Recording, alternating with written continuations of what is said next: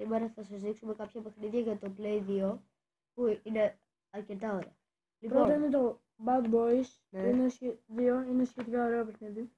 Είναι ωραίο. Μπορεί Όσοι μερικοί- έχετε ακουστά το San Andreas, Το το GTA, έχει σχεδόν ίδια γραφικά.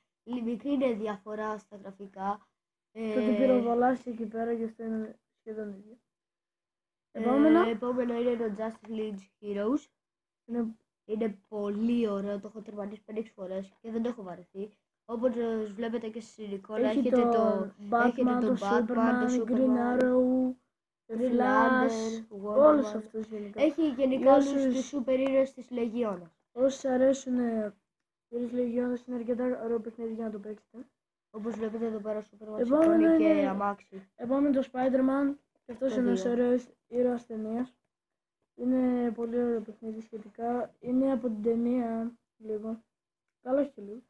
Και είναι ωραίο παιχνίδι. Είναι τέλειο βασικά. Σας προτείνω, όσοι το έχετε, πιστεύω να σας αρέσει πάρα πολύ. Όσοι δεν το έχετε να το πάρετε. Άμα το έχετε ακουστά και το έχει κάποιος φίλος σας και αδερφός σας ή κάτι τέτοιο, μπορείτε να το παίξετε. Λοιπόν, μετά είναι το King Kong. Είναι πάρα πολύ ωραίο. Στην αρχή είναι λίγο δύσκολο. Αλλά και μπορεί να σας φανεί ωραίο.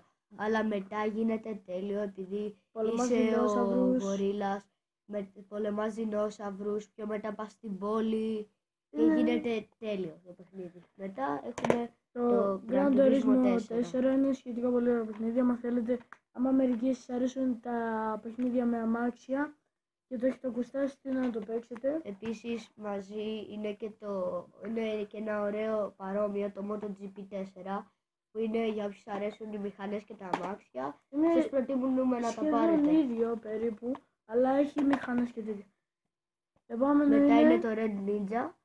Είναι ένα παιχνίδι βίαιο, αν το 18. Αλλά είναι ωραίο. Για όσους είστε, ξέρω εγώ, 16 και πάνω, εντάξει, τώρα το 18. Καλά και 15, ναι, στην μπορεί. Ναι, εντάξει, είναι πολύ ωραίο. Είναι τέλειο το παιχνίδι. Αυτό και αυτό το παιχνίδι. Και τελευταίο είναι το Great Battle of Rome. Είναι πολύ ωραίο. Για όσους αρέσουν οι στρατηγικές και για όλα αυτά, σας προτείνουμε το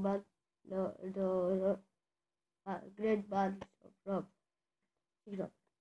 Αυτά για σήμερα. Αν θέλετε για περισσότερα βίντεο με παιχνίδια, έχουμε επίσης και μερικά για το Play 3. Αν σας αρέσει, κάντε ένα like, subscribe και τα comments μην ξεχάσετε. Γράψτε τη γνώμη σας και για να σας δείξουμε τα επόμενα παιχνίδια.